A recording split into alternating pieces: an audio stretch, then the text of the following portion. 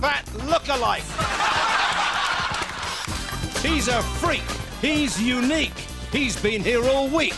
It's Ian Lee.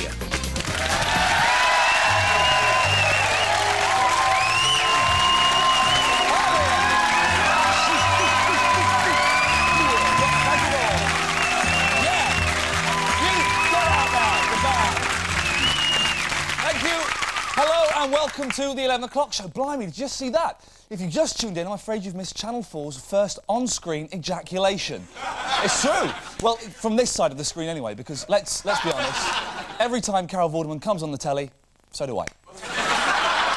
True. Absolutely true. 2 from the top and 1 from the bottom. But don't worry if you missed it. Channel 4 will be repeating the ejaculation show. Not straight away, obviously. The programme needs a fag and a bit of a lie down first. But, of course, love is in the air, quite literally at the moment, with the great ginger romance. Cynics might say the couple who share the same PR company are engaged in nothing more than a publicity stunt. And they both need the public... Well, I didn't make a joke then. What are you laughing for, sir? Didn't say anything funny, just a sentence. But they do both need the publicity. 27-year-old Jerry is a single to sell. 27 in dog years, maybe, but... But it's not... We've only got half an hour, let's get through this. It's not the first time that Chris Evans has put himself in the papers this week. A few days ago, he tried to win public sympathy by revealing he had a dangerous stalker. Sadly, the only person to receive fan mail was the stalker. But maybe he's trying to do the world a favour. I don't know. But Jerry recently said she'd been celibate for a year because sex stills my creativity and I wanted to put every drop into the album. No, Jerry, I've heard your album. If sex really does still your creativity, I can only suggest you spent the last few months going at it hammer and tongs. And now, please give a TFI welcome. Thank fuck, it's Daisy Donovan.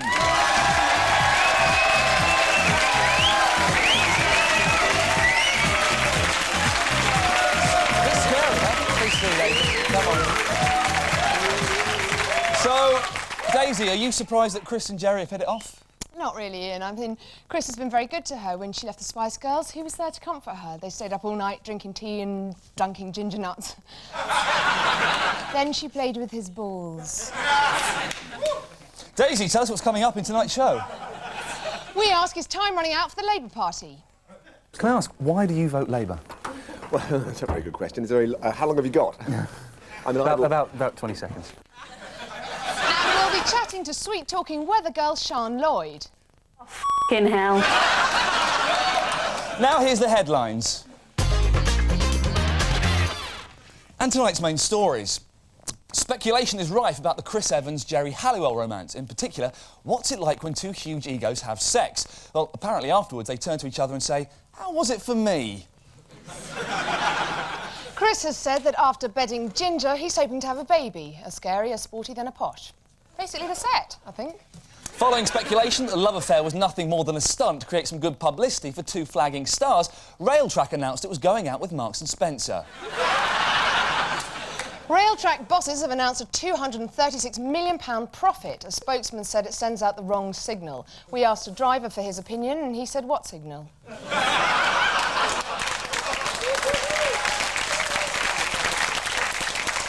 Cliff Richard's new single, Millennium Prayer, has been banned by the BBC. Some by the decision, so Cliff received support from Britain's tiniest fan. The message this song is giving us the Lord's Prayer. How could they ban it, for goodness sake? Well, exactly, how could they? There again, I call it victimisation on Cliff. Tiny, lady! New statistics reveal that 1 in 40 of Britain's motorists are driving without a licence. But be warned, not all of them are as easy to spot as these offenders. Bloody women drivers. And those are tonight's headlines.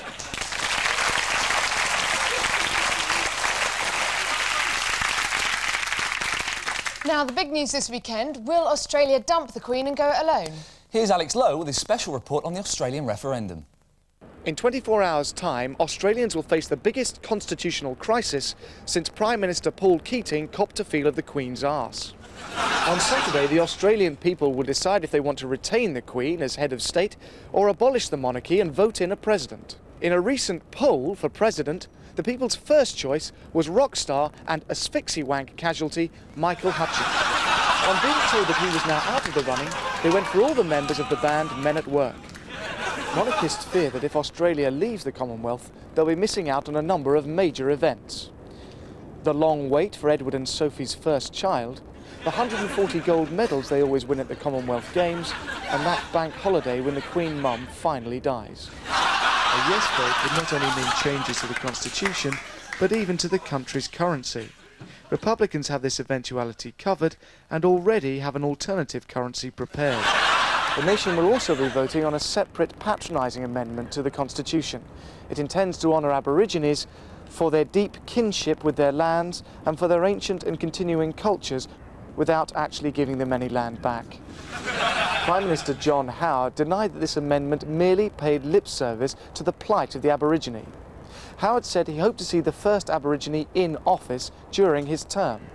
Cleaning desks, emptying bins, they're surprisingly hard work, as you know.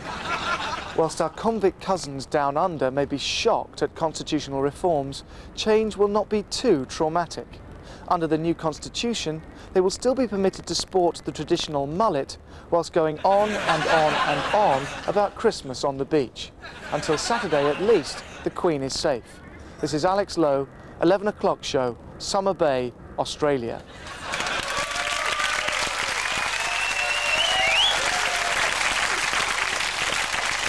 There'll be more on that story later. Now here's some news just in. A publican in Colchester has opened his own cemetery. Apparently, just before he buries the body, he asks, "Is this dead?"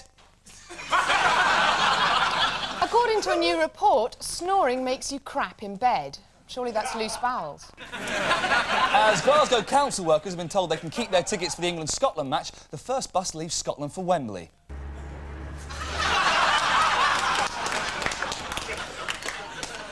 Schoolboy Richard Thomas has failed in his legal action against his parents. He claimed they fed him chips every day, leaving him weighing 22 stone at the age of 12.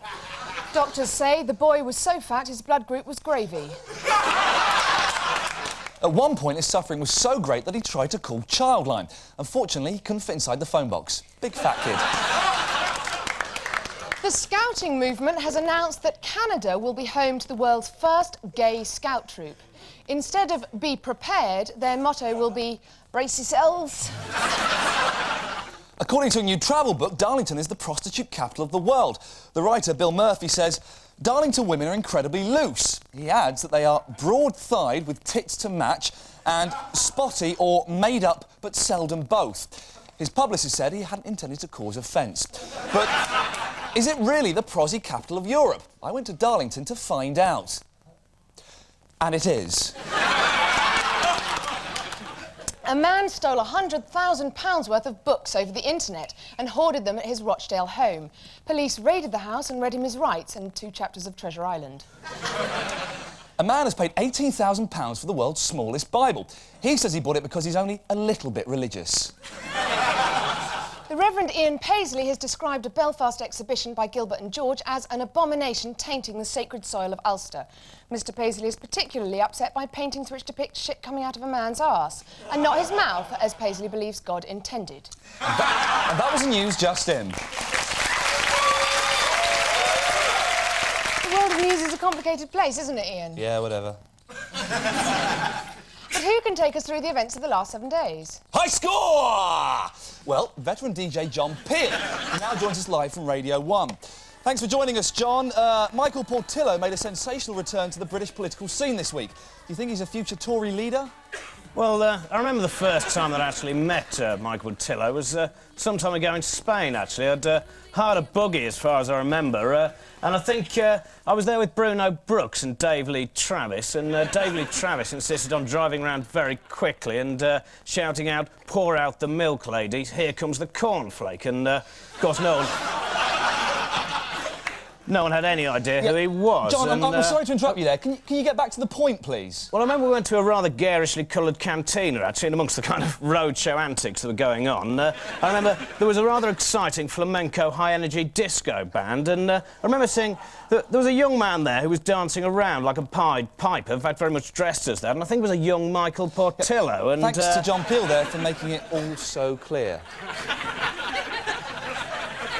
As we we mentioned earlier in the show, Channel 4 made broadcasting history tonight by screening the first ever ejaculation on British TV. The scene was an essential part of Channel 4's highbrow series on pornography. But if you missed it, here's a reconstruction.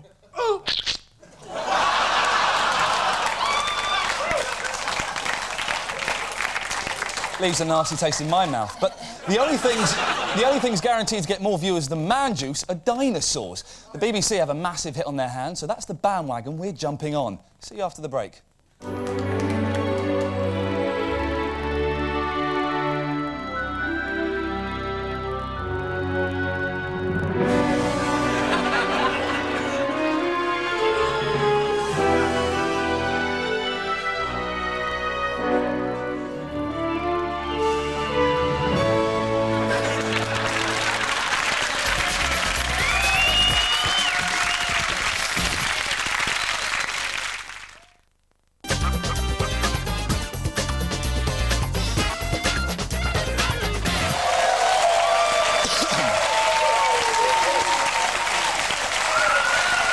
Welcome back to the 11 o'clock show.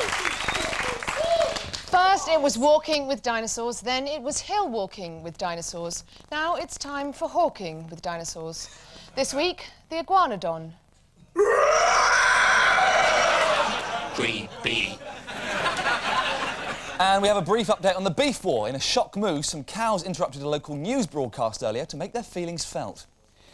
If the visit to France is successful, Mr Amos is hoping he can persuade Brittany Ferries to start... Their message is clear: make love, not war. There's a lot happening at the moment in Wales. The Rugby World Cup final takes place in Cardiff on Saturday. Not to mention a phoenix-like rebirth of Welsh politics. It's all very exciting and baffling, especially if you're English and don't give a shit.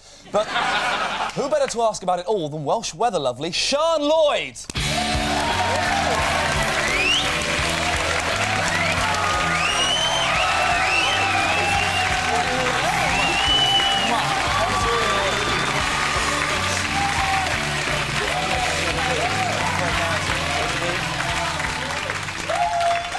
Sean, lovely to see you. Very nice. Nice to see you, Ian. Now, bless you, thank you. Now, a lot of people seem to think that you're nothing more than a weather girl, but you're not, are you? What else do you do?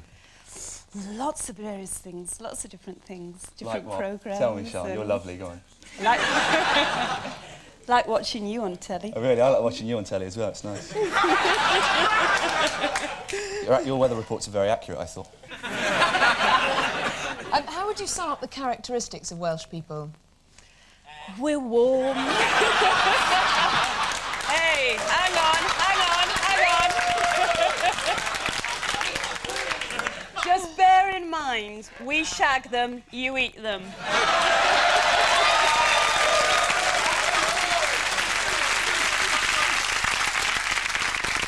Sean, you obtained a grade A distinction in your Met Office exam, but are you still qualified to tell us the nation's weather? We've got some questions for you from your Met Office exam paper. Name the most common cloud that produces thunderstorms.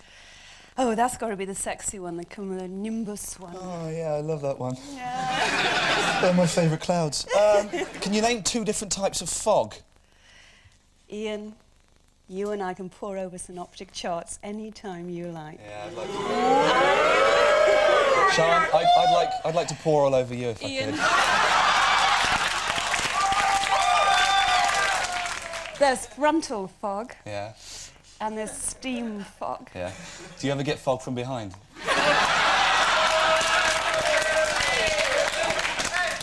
Both types are my favourite fog occur when there's a lot of moisture around. I think I've just come. But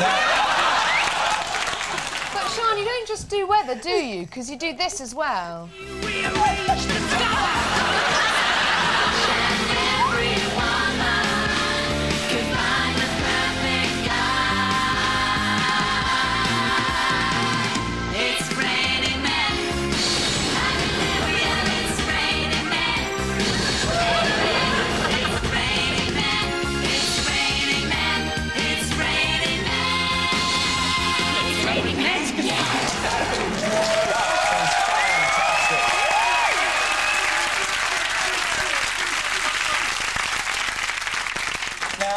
Sean, you're on our TVs every night. Do you have a bit of a huge following? Well, you know, all relative, isn't not as huge as you've got. No, we're talking about the following, not the size of your cock. Somebody sent you their wedding picture. Yes. What was that about? Well, they sent me their wedding picture with the head of their wife cut out and my head placed in instead. Well, actually, we've got a copy of that one here.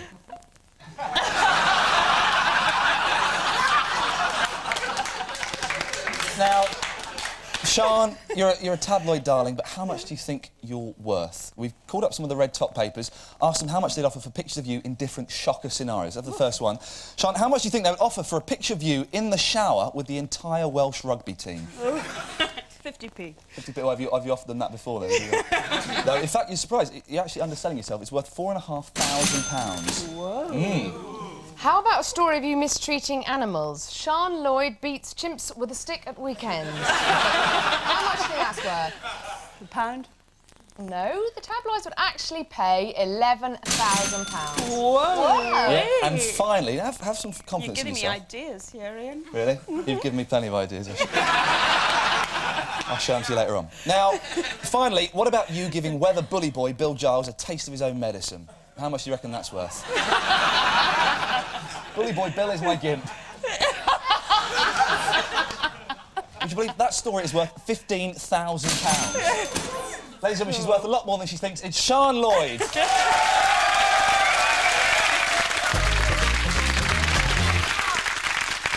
It was revealed today that 2 women who work for Eurostar were sent home for wearing trousers instead of skirts. Do you think women should be able to wear what they like, Ian? Yep, whatever it is, as long as it makes them look horny. But what do the British public think? I went to find out. Skirts, trousers. It's a toss-up. No, it's not. It's a requirement. I'm here to make sense of it through questioning. I wonder if I can ask you some questions about a report out today that 2 women have been sacked from Eurostar for refusing to wear skirts. I'm not interested, thank you. It is because you are a man. Is a skirt just a pair of trousers? What do you mean? Is a skirt just a pair of trousers? Not really, no. Well, it is, because it's just shorter with one leg. Well, I don't know. Yeah, think about it, isn't it? So, yeah, I suppose it is, yeah. Where am I going? Towards me. I'm a woman, That's right. and I'm going to work, right? Right. Now where am I going? You're a woman going to work, the same. Wrong. But with fair trade. I'm a man, and I'm joining the RAF as a dog fighter. That's your choice. What do women prefer about men? If they prefer, like to see men... Enormous cocks. Nothing. What did you say? Who cooks your dinner at home? Well, I cook my dinner at home. That's very Gungadin. I live kind of by myself at home, so I've got to cook for myself. Right. You obviously wearing a skirt, a dress. I'm resigning because I'm wearing a pair of trousers. So. Thank you. If you could just wrap it up and hand back to the studio.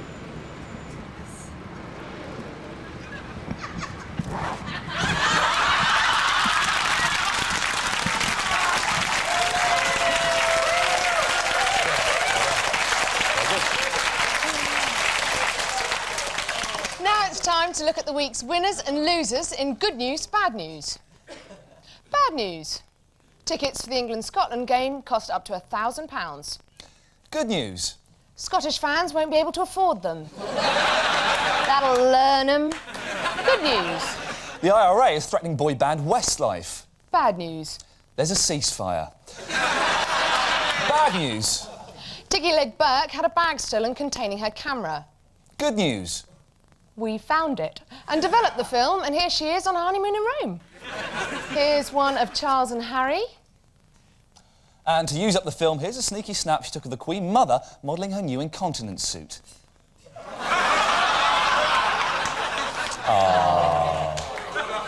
And that was tonight's Good News, Bad News. Last night, the Labour Party suffered their biggest rebellion since Robin Cook got drunk on Malibu and tried to do the dirty dance with Cherie. Macarena. So, is this a blip in Labour's control freak culture or a genuine expression of grassroots feeling? To judge the mood, we sent Ian to the Labour Party conference.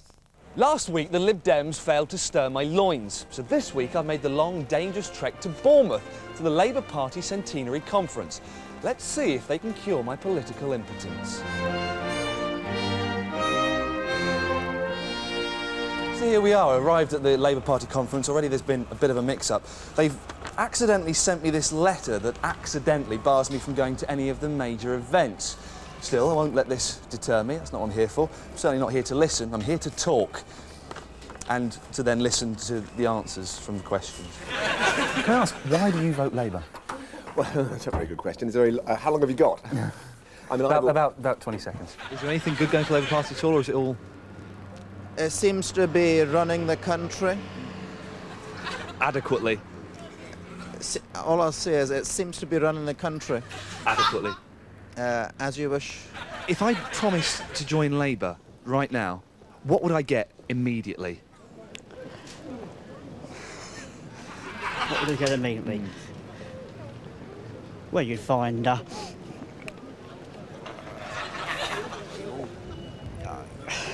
You put me on the spot, haven't you, really? Yeah, okay. You cover it. OK, lovely. But not everybody in Bournemouth seems to be pro-Labour. I thought I'd see if these simple country folk could influence my search for a political party. We're here in Bournemouth at the moment, surrounded by a group of outraged farmers, and rightly so.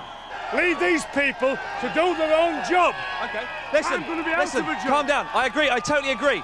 But I'm looking to join a political party. Should it be Labour? Just whatever you think. When would you think it would be right to use the C word and the G word in a discussion? I'm not going to say the word. Your television has brought it to me. Right. And your farms have brought CJD. It's the same sort of thing. No, they have not. Yes, they have. No, they have not. Yes, they have. Prove it. You prove it. I can smell alcohol. Have you been drinking? I had a drink on the train down, that's all. OK, that's fine. That's all. That's fine. That's fine. So there we have it. That's been the Labour Conference 99. And I must say, I'm kind of impressed with what I've seen. The majority of supporters are very passionate about their politics, and apart from one or two dissatisfied members, most of them support Tony Blair's vision of a new Britain. Next week, I'll conclude my political odyssey in Blackpool, where I'll see if Hague's Tories can put on such a well-managed, polished and slick show as the Labour Conference 99. This has been Ian Lee, the 11 o'clock show, Bournemouth.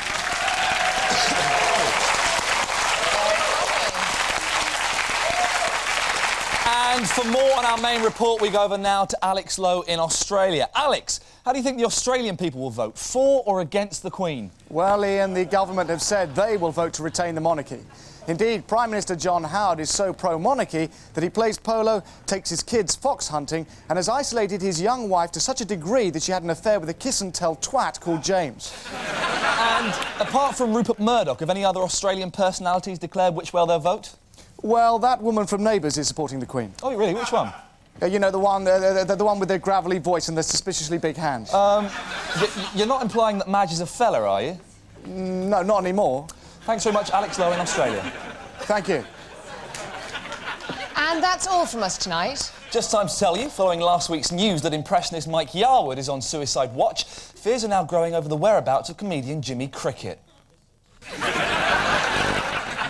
Good night. Good night.